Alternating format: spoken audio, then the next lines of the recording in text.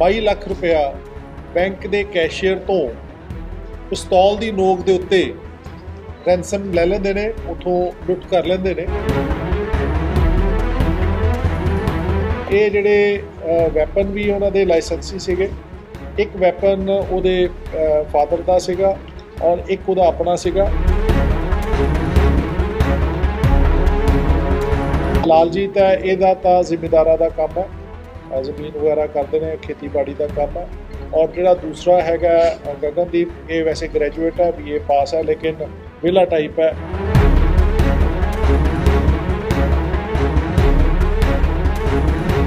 ਤੁਹਾਨੂੰ ਪਤਾ ਹੀ ਹੈ ਕਿ ਇੱਕ 16 ਇਸੇ ਮਹੀਨੇ ਦੀ 4 ਦਿਨ ਪਹਿਲਾਂ ਰਾਣੀ ਕੇ ਬਾਗ PNB ਦੀ ਬ੍ਰਾਂਚ ਦੇ ਵਿੱਚ ਦਿਨ ਦਿਹਾੜੇ 2 ਕ੍ਰਿਮੀਨਲਸ ਆਉਂਦੇ ਨੇ ਵੈਪਨਸ ਦੇ ਨਾਲ 12:10 ਦੇ ਉੱਤੇ, ਤੇ ਇੱਕ ਵੱਡੀ ਵਾਰਦਾਤ ਨੂੰ ਇੰਜਾਮ ਕਰਦੇ ਨੇ, ਜਿਹਦੇ ਵਿੱਚ ਲਗਭਗ 22 ਲੱਖ ਰੁਪਇਆ ਬੈਂਕ ਦੇ ਕੈਸ਼ੀਅਰ ਤੋਂ ਪਿਸਤੌਲ ਦੀ ਨੋਕ ਦੇ ਉੱਤੇ ਰੈਂਸਮ ਲੈ ਲੈਂਦੇ ਨੇ, ਉੱਥੋਂ ਲੁੱਟ ਕਰ ਲੈਂਦੇ ਨੇ।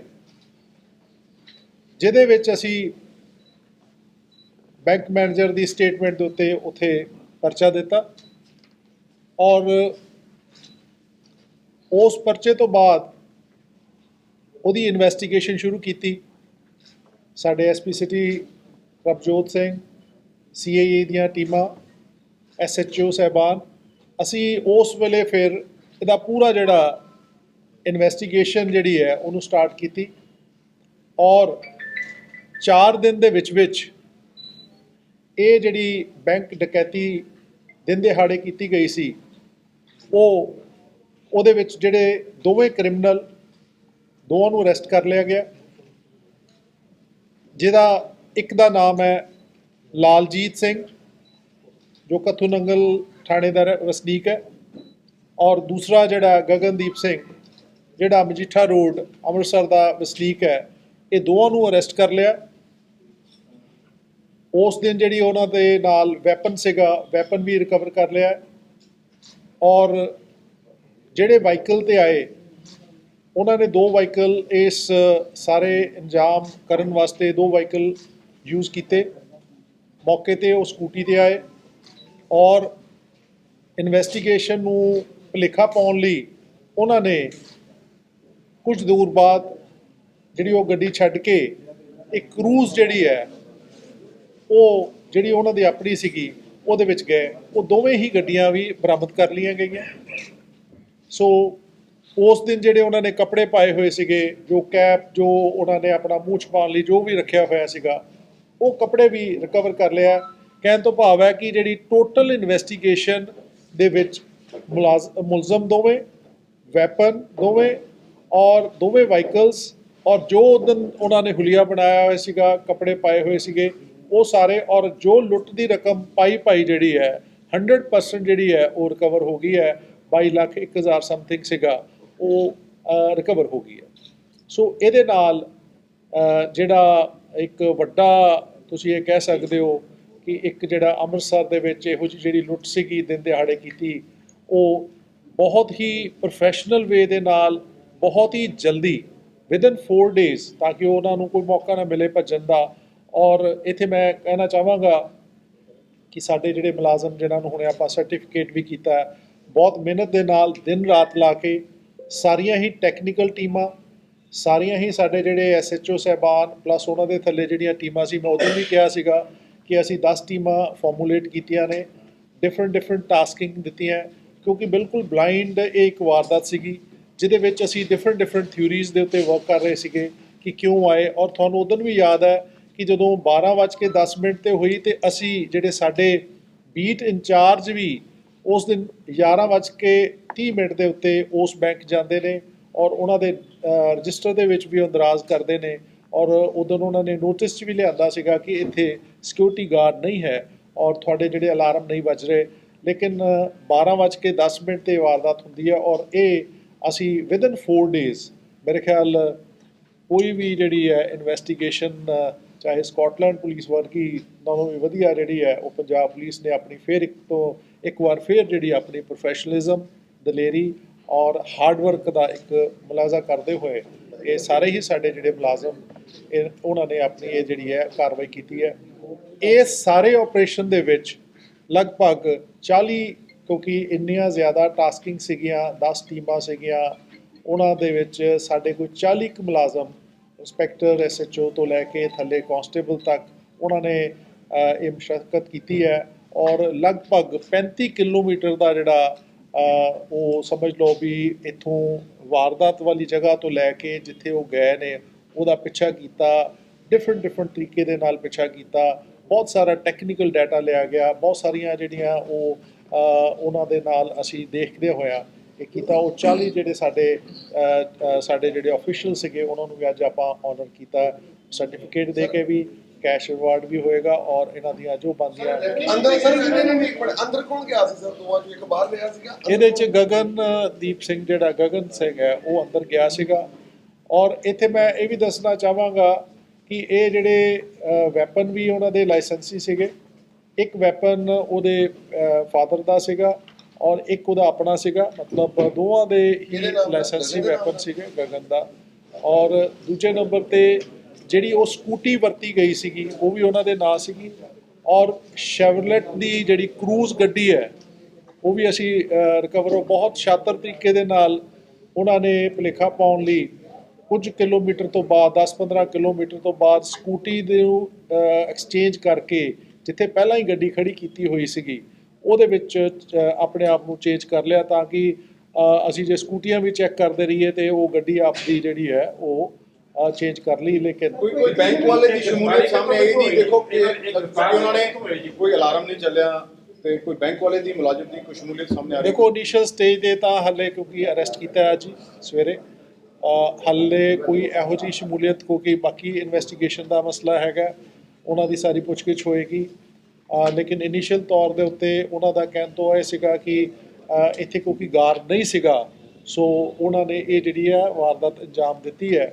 ਬਟ ਡੈਫੀਨੇਟਲੀ ਅਸੀਂ ਉਹ ਸਾਰੇ ਪਹਿਲੂ ਜਿਹੜੇ ਉਹ ਸਾਰੀਆਂ ਪੁੱਛਗਿੱਛ, ਜੇ ਉਹਦੇ ਵਿੱਚ ਕੋਈ ਵੀ ਵਿਅਕਤੀ ਜਾਂ ਕੋਈ ਵੀ ਇੰਸਟੀਟਿਊਸ਼ਨ ਕਿਸੇ ਵੀ ਤੌਰ 'ਤੇ ਸਿੱਧੇ ਜਾਂ ਸਿੱਧੇ ਤੌਰ 'ਤੇ ਉਹਦੇ 'ਚ ਇਨਵੋਲਵ ਹੋਏਗਾ ਉਹ ਬਿਲਕੁਲ ਉਹਨੂੰ ਕਾਨੂੰਨ ਦੇ ਮੁਤਾਬਕ ਇਹਦਾ ਮਕਸਦ ਕੀ ਸੀਗਾ? ਕਿਉਂ ਲੁੱਟੇ ਸੀਗੇ? ਕਰਦੇ ਕੀ ਨੇ ਸਰ? ਪੈਸੇ ਇਹਨਾਂ ਨੇ ਕੀ ਕਰਨਾ ਸੀਗਾ? ਕ੍ਰਿਮੀਨਲ ਰਿਕਾਰਡ ਹੈ ਪਹਿਲਾਂ? ਹਾਂ, ਤੁਹਾਡੇ ਤਿੰਨੇ ਸਵਾਲ ਜਿਹੜੇ ਆ ਉਹਦਾ ਪਹਿਲੇ ਨੰਬਰ ਦੇ ਉੱਤੇ ਕਿ ਇਹ ਦੋਵਾਂ ਦਾ ਹਾਲੇ ਤੱਕ ਕੋਈ ਕ੍ਰਿਮੀਨਲ ਰਿਕਾਰਡ ਨਹੀਂ ਹੈ। ਸੋ ਇੱਕ ਬੜੀ ਵੱਡਾ ਚੈਲੰਜ ਹੁੰਦਾ ਜਦੋਂ ਤੁਹਾਡਾ ਕ੍ਰਿਮੀਨਲ ਰਿਕਾਰਡ ਨਾ ਹੋਵੇ, ਕਿਉਂਕਿ ਨਾਰਮਲੀ ਅਸੀਂ ਸਾਰੇ ਹੀ ਜਿਹੜੇ ਕ੍ਰਿਮੀਨਲ ਕੋਈ ਬਾਹਰ ਆਏ ਹੁੰਦੇ ਨੇ ਜਾਂ ਪੁਰਾਣੇ ਹੁੰਦੇ ਉਹਨਾਂ ਦਾ ਰਿਕਾਰਡ ਛਾਣਦੇ ਆ, ਇਹਦੇ ਵਿੱਚ ਵੀ ਛਾਣਿਆ ਗਿਆ। ਲੇਕਿਨ ਇਹਨਾਂ ਦਾ ਹਾਲੇ ਕੋਈ ਸਾਡੇ ਅੱਗੇ ਕੋਈ ਇਹੋ ਜਿਹਾ ਕ੍ਰਿਮੀਨਲ ਰਿਕਾਰਡ ਉਹਨਾਂ ਦੇ ਥਾਣੇ ਤੋਂ ਪਤਾ ਕੀਤਾ ਗਿਆ ਕੋਈ ਕ੍ਰਿਮੀਨਲ ਰਿਕਾਰਡ ਨਹੀਂ ਹੈ। ਨੰਬਰ 2 ਦੇ ਉੱਤੇ ਜਿੱਥੋਂ ਤੱਕ ਮਨਸ਼ਾ ਦੀ ਗੱਲ ਹੈ ਉਹੀ ਫੇਰ ਆਉਂਦਾ ਛੇਤੀ ਅਮੀਰ ਹੋਣ ਵਾਲੀ ਵੀ, ਕਿਉਂਕਿ ਉਹਨਾਂ ਕੋਲ ਵੈਪਨ ਵੀ ਸੀਗਾ, ਲਾਇਸੈਂਸੀ ਵੈਪਨ ਵੀ ਸੀਗਾ। ਦੋਵਾਂ ਨੇ ਹਮ ਰਾਜ਼ ਹੋ ਕੇ ਕਿ ਛੇਤੀ ਅਮੀਰ ਹੋਇਆ ਜਾਵੇ ਤੇ ਬੈਂਕ ਕਿਉਂਕਿ ਗਾਰਡ ਵਗੈਰਾ ਨਹੀਂ ਸੀਗੀ ਤੇ ਅੰਦਰ ਗਏ। ਤੁਹਾਨੂੰ ਤੁਸੀਂ ਦੇਖਿਆ ਹੀ ਹੋਇਆ, ਸਾਰਿਆਂ ਨੇ ਵਿਜ਼ਿਟ ਕੀਤਾ। ਮੇਰੇ ਖਿਆਲ 1.5 ਮਿੰਟ ਲੱਗਿਆ ਹੋਣਾ, 2 ਮਿੰਟ ਲੱਗਿਆ ਹੋਣਾ ਕਿ ਉਹ ਗਏ ਤੇ ਲਿਫਾਫਾ ਦਿੱਤਾ, ਪੈਸੇ ਦੇ ਦਿੱਤੇ ਤੇ ਚਲੇ ਗਏ। ਰੇਕੀ ਸਰ ਕਿਵੇਂ ਉਹਨੂੰ ਪਤਾ ਸੀਗਾ ਜਾਂ ਇਹਦਾ ਅਕਾਊਂਟ ਹੈਗਾ ਸੀ ਉਹਨਾਂ ਦੇ ਬੈਂਕ ਦੇ ਵਿੱਚ? ਹਾਲੇ ਇਹੋ ਜੀ ਬੈਂਕ ਅਕਾਊਂਟ ਵਾਲੀ ਗੱਲ ਵੀ ਨਹੀਂ ਸਾਹਮਣੇ ਆਈ। ਲੇਕਿਨ ਇਹ ਹੈ ਕਿ ਉਹਨਾਂ ਦਾ ਇੱਥੋਂ ਲੰਘਦੇ ਰਹੇ ਨੇ ਔਰ ਬੈਂਕ ਨੂੰ ਰੈਕੀ ਵੀ ਡੈਫੀਨੇਟਲੀ ਕਰਦੇ ਰਹੇ ਨੇ। ਔਰ ਇਹ ਸੀਗਾ ਕਿ PNB ਦੇ ਵਿੱਚ ਕਿਉਂਕਿ ਬਾਹਰ ਗਾਰਡ ਨਹੀਂ ਬੈਠਾ ਹੋਇਆ ਇਸ ਕਰਕੇ ਉਹਨਾਂ ਨੇ ਉਹ ਟਾਈਮ ਚੁਣਿਆ। ਔਰ ਉਹ ਟਾਈਮ ਵੀ ਜਿਹੜਾ ਚੁਣਿਆ ਜਦੋਂ 12-12:30 ਵਜੇ ਦੇ ਵਿੱਚ ਉਹਨਾਂ ਕੋਲ ਕੈਸ਼ ਜ਼ਿਆਦਾ ਹੁੰਦਾ। ਪਹਿਲੇ ਗੱਡੀ ਕਹਿੰਦੇ 10-15 ਮਿੰਟ ਪਹਿਲੇ ਗੱਡੀ ਆਈ ਉੱਥੇ। ਕੰਮ ਕੀ ਕਰਦੇ ਨੇ? ਹਾਂ, ਜਿਹੜਾ ਲਾਲਜੀਤ ਹੈ ਇਹਦਾ ਤਾਂ ਜ਼ਿਮੀਂਦਾਰਾਂ ਦਾ ਕੰਮ ਹੈ, ਜ਼ਮੀਨ ਵਗੈਰਾ ਕਰਦੇ ਨੇ, ਖੇਤੀਬਾੜੀ ਦਾ ਕੰਮ ਹੈ। ਔਰ ਜਿਹੜਾ ਦੂਸਰਾ ਹੈਗਾ ਗਗਨਦੀਪ, ਇਹ ਵੈਸੇ ਗ੍ਰੈਜੂਏਟ ਹੈ, BA ਪਾਸ ਹੈ ਲੇਕਿਨ ਵਿਹਲਾ ਟਾਈਪ ਹੈ। ਔਰ ਇਹ ਜਿਹੜਾ ਬੇਸਿਕਲੀ ਹੁਣ ਤਾਂ ਜਿਹੜਾ ਤੁਸੀਂ ਲਾ ਲਓ ਵੀ ਇਹ ਕ੍ਰਿਮੀਨਲ ਐਕਟੀਵਿਟੀ ਦੇ ਵਿੱਚ ਐਂਟਰ ਕਰ ਗਏ ਕਿ ਆਪਣਾ ਇੱਕ ਕਿਉਂਕਿ ਦੋਵੇਂ ਹਮਰਾਜ਼ ਹੋ ਗਏ, ਹੈ ਵਿਲਰ ਟਾਈਪ ਤੁਸੀਂ ਇਹ ਕਹਿ ਸਕਦੇ। ਸਰ ਇੱਕ ਦੇ ਫਾਦਰ ਦਾ ਲਾਇਸੈਂਸੀ ਪਿਸਟਲ ਸੀਗਾ, 2 ਦਿਨ ਪਹਿਲੇ ਵੀ ਪੁਲਿਸ ਨੇ ਪਕੜੇ ਸੀਗੇ 2, ਉਹਦੀ ਮਦਰ ਦਾ ਪਿਸਟਲ ਸੀਗਾ ਇਸ ਤਰ੍ਹਾਂ ਹੀ ਲਾਇਸੈਂਸੀ। ਕਿਆ ਉਹਨਾਂ ਜਿਨ੍ਹਾਂ ਦੇ ਪਿਸਟਲ ਆ ਉਹਨਾਂ ਨੂੰ ਵੀ ਨਾਮਜ਼ਦ ਕੀਤਾ ਜਾਏਗਾ? ਡੈਫੀਨੇਟਲੀ ਦੇਖੋ ਜਿਹੜਾ ਐਕਟ ਦੇ ਮੁਤਾਬਕ ਜਿਹੜਾ ਹੈਗਾ ਜੇ ਤੁਹਾਡਾ ਪਿਸਟਲ ਦੂਜੇ ਦੇ ਕੋਲ ਹੈਗਾ ਤਾਂ ਉਹ ਡੈਫੀਨੇਟਲੀ ਉਹਦੇ ਕਾਨੂੰਨ ਜੋ ਉਹ ਕਸੂਰ ਹੁੰਦਾ ਉਹ ਡੈਫੀਨੇਟਲੀ ਹੋਏਗਾ। ਔਰ ਕਿਉਂਕਿ ਇਸੇ ਕਰਕੇ ਆਪਾਂ ਬਹੁਤ ਸਾਰੇ ਵੈਰੀਫਿਕੇਸ਼ਨ ਕੀਤੀਆਂ, ਜਿਹੜੇ ਬੰਦੇ ਜਿਨ੍ਹਾਂ ਦੇ ਲਾਇਸੈਂਸ ਨਹੀਂ, ਬਹੁਤ ਸਾਰੇ ਕੈਂਸਲ ਵੀ ਹੋਏ ਵੈਰੀਫਿਕੇਸ਼ਨ ਤੋਂ ਬਾਅਦ। ਸੋ ਡੈਫੀਨੇਟਲੀ ਇਹ ਜਿਹੜੀ ਪ੍ਰੋਸੈਸ ਦੇ ਵਿੱਚ ਜੋ ਕਾਨੂੰਨ ਦੇ ਮੁਤਾਬਕ ਹੋਏਗਾ ਉਹ ਡੈਫੀਨੇਟਲੀ ਇਹਨਾਂ ਦੀ ਗ੍ਰਿਫਤਾਰੀ ਕਿੱਥੋਂ ਹੋਈ ਜੀ ਇਹਨਾਂ ਦੋਨਾਂ ਦੀ? ਦੇਖੋ, ਦੋਵਾਂ ਦੀ ਅਸੀਂ ਗ੍ਰਿਫਤਾਰੀ ਜਿਹੜੀ ਹੈਗੀ ਹੈ ਉਹ ਅਲਟੀਮੇਟਲੀ ਉਹਨਾਂ ਦੇ, ਕਿਉਂਕਿ ਮਿਲ ਕੇ ਉਹਨਾਂ ਨੂੰ ਉੱਥੇ ਘਰੇ ਜਿਹੜਾ ਸੀਗਾ ਉੱਥੋਂ ਅਸੀਂ ਕੀਤੀ ਹੈਗੀ ਹੈ। ਤੁਹਾਨੂੰ ਦੱਸਿਆ ਇੱਕ ਇੱਥੋਂ ਨੰਗਲ ਦਾ ਸੀਗਾ ਤੇ ਇੱਕ ਉੱਥੋਂ ਦਾ ਜਿਹੜਾ ਹੈਗਾ ਮਜੀਠਾ ਰੋਡ ਦਾ ਹੈਗਾ, ਉੱਥੋਂ ਉਹਨਾਂ ਨੇ ਕੀਤੀ ਹੈ।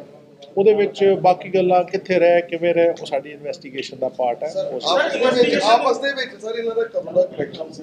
ਕਿਉਂਕਿ ਉਹ ਕਥੂਆ ਦਾ ਕਿ ਮਜੀਠੇ ਦਾ ਬੇਸਿਕਲੀ ਮਜੀਠਾ ਰੋਡ ਅੰਮ੍ਰਿਤਸਰ ਦਾ ਬੇਸਿਕਲੀ ਇਹ ਇੱਕ ਦੂਜੇ ਨੂੰ ਕਾਫੀ ਦੇਰ ਤੋਂ ਜਾਣੂ ਸੀਗੇ, ਔਰ ਉਸ ਤੋਂ ਬਾਅਦ ਕਿਉਂਕਿ ਵੇਲਰ ਟਾਈਪ ਸੀਗੇ ਤੇ ਇਹਨਾਂ ਨੇ ਇਹ ਸੋਚਿਆ ਕਿ ਇਹ ਬੜਾ ਈਜ਼ੀ ਹੈ ਕਿ ਵੈਪਨ ਹੈਗਾ ਸਾਡੇ ਕੋਲ, ਵਾਹੀਕਲ ਵੀ ਹੈਗਾ ਤੇ ਡੇ ਟਾਈਮ ਤੇ ਗਏ ਤੇ ਜਿੱਥੇ ਕੋਈ ਗਾਰਡ ਨਾ ਹੋਵੇ ਉੱਥੇ ਜਾ ਕੇ ਉਹ ਗਏ। ਸਰ, ਅੰਮ੍ਰਿਤਸਰ ਦੇ ਵਿੱਚ ਕਈ ਅਜਿਹੇ ਬੈਂਕ ਨੇ ਜਿਨ੍ਹਾਂ ਤੱਕ ਹਾਲੇ ਤੱਕ ਵੀ ਕੋਈ ਗਾਰਡ ਨਹੀਂ, ਬੈਂਕ ਦੇ ਵਿੱਚ ਵੀ ਉਹਨਾਂ ਦੇ ਬਾਹਰ ਏਟੀਐਮ ਨੇ, ਉਹਨਾਂ ਤੱਕ ਵੀ ਕੋਈ ਗਾਰਡ ਨਹੀਂ, ਰਾਤ ਵੀ ਖੁੱਲੇ ਰਹਿੰਦੇ। ਜੇ ਅਜਿਹਾ ਹੀ ਮਤਲਬ ਜਿਵੇਂ ਹੁਣ ਹੋਇਆ ਹੈ ਬਾਕੀ ਬੈਂਕਾਂ ਨਾਲ ਵੀ ਹੋ ਸਕਦਾ। ਦੇਖੋ, ਅਸੀਂ ਤੁਹਾਨੂੰ ਪਤਾ ਹੀ ਹੈ ਕਿ ਹਮੇਸ਼ਾ ਇਸ ਗੱਲ ਤੇ ਚਰਚਾ ਕਰਦੇ ਰਹੀਦਾ, ਔਰ ਤੁਸੀਂ ਦੇਖਿਆ ਸਾਰੇ ਪੱਤਰਕਾਰਾਂ ਨੇ ਵੀ ਕਿ ਜਦੋਂ ਇਹ ਵਾਰਦਾਤ ਹੋਈ ਹੈ ਔਰ ਉਹ ਜਿਹੜਾ ਰਜਿਸਟਰ ਦੇ ਵਿੱਚ ਵੀ ਸਾਡੇ ਜਿਹੜੇ EMPLOYEES ਨੇ, ਸਾਡੇ ਬੀਟ, ਉਹਨਾਂ ਦੀ ਅਸੀਂ ਸਾਡੇ ਆਫਿਸਰਸ ਨੇ, ਅਸੀਂ ਉਹਨਾਂ ਦੀ ਇੱਕ ਡਿਊਟੀ ਲਾਈ ਹੈ ਕਿ ਤੁਸੀਂ ਇੰਸਟੀਟਿਊਸ਼ਨਸ ਜਾਓ, ਡਿਫਰੈਂਟ ਟਾਈਮਿੰਗਸ ਤੇ ਜਾਓ, ਉਹਨਾਂ ਨੂੰ ਆਗਾਜ਼ ਵੀ ਕਰੋ। ਔਰ ਜੇ ਹਾਫ ਐਨ ਆਵਰ ਦਾ ਫਰਕ ਪਿਆ, ਜੇ ਕਿਤੇ ਹਾਫ ਐਨ ਆਵਰ ਦਾ ਫਰਕ ਹੁੰਦਾ ਤਾਂ ਸ਼ਾਇਦ ਉੱਥੇ ਹੀ ਮੌਕੇ 'ਤੇ ਮੁਕਾਬਲਾ ਵੀ ਹੋ ਸਕਦਾ ਸੀਗਾ। ਔਰ ਲੇਕਿਨ ਅਸੀਂ ਆਪਣੇ ਤੌਰ ਦੇ ਉੱਤੇ ਬੜਾ ਚੌਕਸ ਰੱਖਣ ਦੀ ਕੋਸ਼ਿਸ਼ ਕਰਦੇ ਹਾਂ। ਸਾਡੇ ਜਿਹੜੇ ਬੀਟ ਇੰਚਾਰਜ ਹੈ ਉਹਨਾਂ ਨੂੰ ਪੂਰੀ ਹਦਾਇਤ ਹੈ ਕਿ ਇਹਨਾਂ ਇੰਸਟੀਟਿਊਸ਼ਨਸ ਨੂੰ ਜਾ ਕੇ ਚੈੱਕ ਵੀ ਕਰਨਾ। ਬਹੁਤ ਸਾਰੇ ਇੰਸਟੀਟਿਊਸ਼ਨਸ ਨੇ ਆਪਣੇ ਗਾਰਡ ਵੀ ਰੱਖੇ ਹੈ, ਜਿਹੜੇ ਬੈਂਕਸ ਵੀ ਨੇ ਜਾਂ ਹੋਰ ਫਾਈਨੈਂਸ਼ੀਅਲ ਇੰਸਟੀਟਿਊਸ਼ਨਸ ਵੀ ਨੇ, ਅਸੀਂ ਵੀ ਉਹਨਾਂ ਦਾ ਧਿਆਨ ਰੱਖਦੇ ਹਾਂ ਔਰ ਬਾਕੀਆਂ ਨੂੰ ਵੀ ਅਸੀਂ ਹਦਾਇਤ ਵੀ ਕਰ ਰਹੇ ਹਾਂ, ਉਹਨਾਂ ਨਾਲ ਕੋਆਰਡੀਨੇਟ ਵੀ ਕਰ ਰਹੇ ਹਾਂ, ਉਹਨਾਂ ਨਾਲ ਮੀਟਿੰਗਸ ਵੀ ਕੀਤੀਆਂ ਨੇ ਕਿ ਤੁਸੀਂ ਆਪਣਾ ਜਿਹੜਾ ਹੈਗਾ ਇਹਨੂੰ ਸੇਫਟੀ ਵੱਲੋਂ ਉਹਨਾਂ ਜਿਹੜੀਆਂ ਹੈਗੀਆਂ ਬੈਂਕਸ ਜਾਂ ਇੰਸਟੀਟਿਊਸ਼ਨਸ ਨੂੰ ਸੇਫ ਰੱਖਿਆ ਜਾਵੇ। ਲੇਕਿਨ ਅੱਜ ਦੀ ਡੇਟ ਦੇ ਉੱਤੇ ਇਹ ਇੱਕ ਐਗਜ਼ਾਮਪਲ ਹੈ ਕਿ ਇੱਕ 3 ਦਿਨਾਂ ਦੇ ਵਿੱਚ ਇੱਕ ਜਿਹੜਾ ਬਿਲਕੁਲ ਬਲਾਈਂਡ ਜਿਹੜੀ ਇਹ ਵਾਰਦਾਤ, ਇੰਨੀ ਵੱਡੀ ਵਾਰਦਾਤ ਸੀਗੀ, ਉਹਨੂੰ ਇੱਕ ਸੋਲਵ ਹੋਇਆ, ਡਿਟੈਕਟ ਹੋਇਆ, ਮੁਲਜ਼ਮ ਵੀ ਫੜੇ ਗਏ ਔਰ ਪੂਰੀ ਜਿਹੜੀ ਉਹ ਹੋ ਗਈ ਹੈ, ਰਿਕਵਰ ਵੀ ਹੋ ਗਿਆ ਵੈਪਨ ਵੀ। ਔਰ ਇੱਕ ਕਾਫੀ ਜਿਹੜੀ ਹੈ ਫੋਰਸ ਵਾਸਤੇ ਵੀ ਮੋਟੀਵੇਸ਼ਨਲ ਵਾਲੀ ਗੱਲ ਹੈਗੀ ਹੈ ਔਰ ਪਬਲਿਕ ਵਾਸਤੇ ਵੀ ਹੈ। ਔਰ ਮੈਨੂੰ ਇਹ ਲੱਗਦਾ ਹੈ ਕਿ ਆਉਣ ਵਾਲੇ ਸਮੇਂ ਦੇ ਵਿੱਚ ਜੇ ਪੁਲਿਸ ਦੀ, ਜਿਵੇਂ ਆਪਾਂ ਅੱਗੇ ਵੀ ਗੱਲ ਕਰਦੇ ਹਾਂ, ਬਿਲਕੁਲ ਮੈਂਟਲੀ ਵੀ ਅਲਰਟ ਹੈ, ਫਿਜ਼ੀਕਲੀ ਵੀ ਚੌਕਸ ਹੈ ਔਰ ਸਾਡਾ ਪੂਰਾ ਧਿਆਨ ਹੈ। ਜੇ ਪਬਲਿਕ ਦੀ ਪੂਰੀ ਸਪੋਰਟ ਹੋਏਗੀ ਔਰ ਪਬਲਿਕ ਜਿਵੇਂ ਸਾਨੂੰ ਬਹੁਤ ਸਪੋਰਟ ਕਰ ਰਹੀ ਹੈ, ਇਨਫੋਰਮੇਸ਼ਨ ਵੀ ਕਰ ਰਹੀ ਹੈ, ਤੇ ਮੇਰੇ ਖਿਆਲ ਦੇ ਵਿੱਚ ਜਿਹੜਾ ਹੈ ਕ੍ਰਿਮੀਨਲ ਐਕਟੀਵਿਟੀਜ਼ ਦੇ ਪੂਰੀ ਨੱਥ ਪਾਈ ਜਾ ਸਕਦੀ ਹੈ। Thank you very much. Sir, 19 ਦਸੰਬਰ ਨੂੰ ਕਥੂ ਨੰਗਲ ਇੱਕ ਬੈਂਕ ਡਕੈਤੀ ਹੋਈ ਸੀ, ਸੇਮ ਮੋਡਸ ਆਪਰੇਂਡੀ ਸੀਗਾ, ਸੇਮ 2 ਬੰਦੇ ਸੀਗੇ, ਇਸ ਤਰ੍ਹਾਂ ਲੁੱਟ ਕੇ ਲੈ ਗਏ ਸੀ। ਉਹ ਵੀ ਬੰਦਾ ਵੀ ਕਥੂ ਨੰਗਲ ਦਾ ਹੈਗਾ ਸਰ, ਕੋਈ ਲਿੰਕ? ਦੇਖੋ, ਉਹ ਚੀਜ਼ਾਂ ਨੂੰ ਹੁਣ ਆਪਾਂ ਇਨਵੈਸਟੀਗੇਟ ਕਰਾਂਗੇ, ਬਾਕੀ ਪਾਰਟ ਵੀ, ਠੀਕ ਹੈ, ਉਹਦੇ ਵਿੱਚ ਕੀ ਹੋਰ ਇਹਨਾਂ ਦੀਆਂ ਕੋਈ ਐਕਟੀਵਿਟੀਜ਼ ਰਹੀਆਂ ਨੇ, ਕਿਵੇਂ ਰਹੀਆਂ, ਲੇਕਿਨ ਹਾਲੇ ਉਹਨਾਂ ਦੇ ਕੋਈ ਨੋਮੀਨੇਟ ਨਹੀਂ, ਉਹ ਤਾਂ ਸਾਰੀਆਂ ਕੰਪੇਅਰ ਹੋ ਜਾਏਗਾ, ਉਹ ਸਾਰਾ ਸਿਸਟਮ ਬਣ ਜਾਏਗਾ।